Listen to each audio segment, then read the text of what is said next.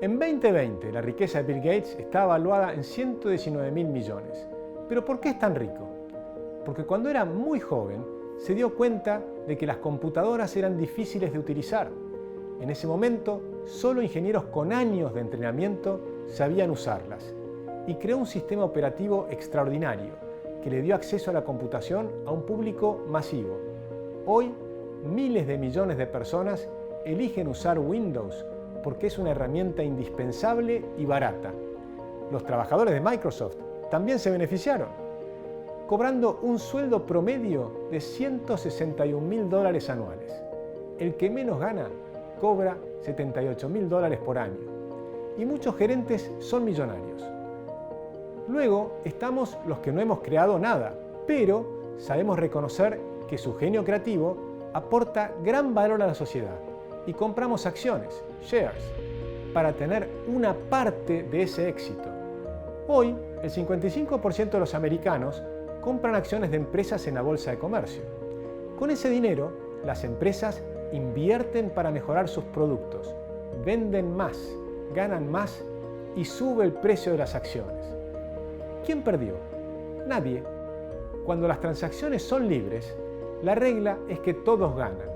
Es por eso que en Estados Unidos, emprendedores como Bill Gates, Jeff Bezos, Elon Musk, Henry Ford, Steve Jobs, Larry Page, son considerados héroes y sus creaciones celebradas año a año. Por supuesto, la inequidad es dañina si los ricos se hacen ricos a costa de los pobres. Pero en un libre mercado, nadie te obliga a consumir sus productos.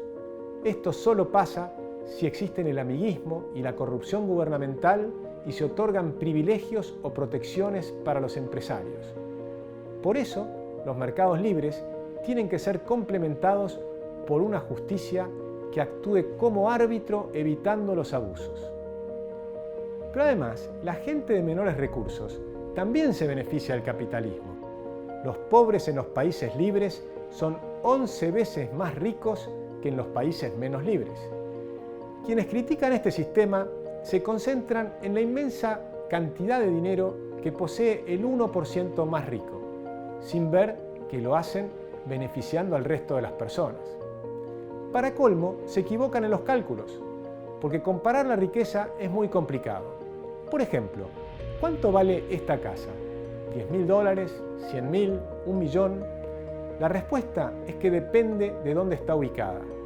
Y esto no se debe a que la costa del Caribe venezolano tenga menos belleza que la costa californiana, o que la tierra sea menos fértil y el clima inhóspito. Se debe al respeto al derecho de propiedad privada. Y aquí en California estás rodeado de muchas personas con dinero que compiten por tener esa vista. El placer que se obtiene mirando un atardecer frente al mar es el mismo. Pero las sociedades capitalistas tienen un precio más alto porque hay más capital y más gente que compite por tener ese privilegio. Además, Hernando de Soto calcula en decenas de miles de millones de dólares las pérdidas en el valor de la propiedad de las casas y las tierras que ocupan los más pobres, porque su valuación en el mercado informal es muy baja al no tener derechos de propiedad. Además, en los cálculos patrimoniales, puede figurar como pobre un abogado recién recibido en Harvard que gana $150.000 anuales, pero que se endeudó para financiar sus estudios, comprar un departamento en Nueva York y para comprarse su Mercedes-Benz. Su patrimonio neto entonces es negativo. Encima hacen el cálculo sin descontar los impuestos que ya pagan y que además el gasto público se distribuye en general en favor de los más pobres, porque los ricos pagan su propia educación, salud y seguridad. Por eso, para medir la verdadera desigualdad, el premio Nobel Angus Deaton explica que hay que medir el consumo anual de las personas. Veamos entonces, en alimentos es evidente que la distribución es equitativa. La cantidad de calorías diarias ingeridas supera holgadamente el mínimo requerido de 1.800.